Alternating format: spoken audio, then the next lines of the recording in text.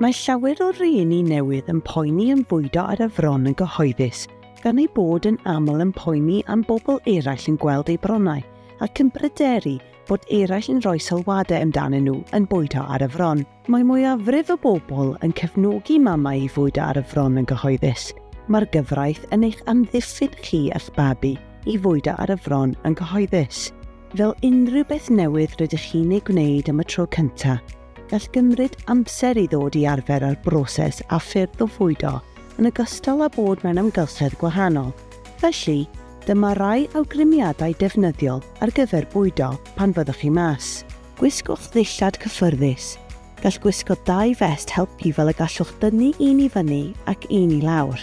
Ymarferwch y flaen drych fel y gallwch gweld eich hun yn bwydo, a beth y gall neu na all pobl eraill ei weld os ydych chi'n teimlo'n ymwybodol o hyn. Dewch o hyd i le y gallwch chi fod yn gyffyrddus ynddo. Os oes gennych chi unrhyw ddewisiadau, gofynnwch yn y lle yr ydych chi ynddo, a allan nhw ddarparu hyn i chi.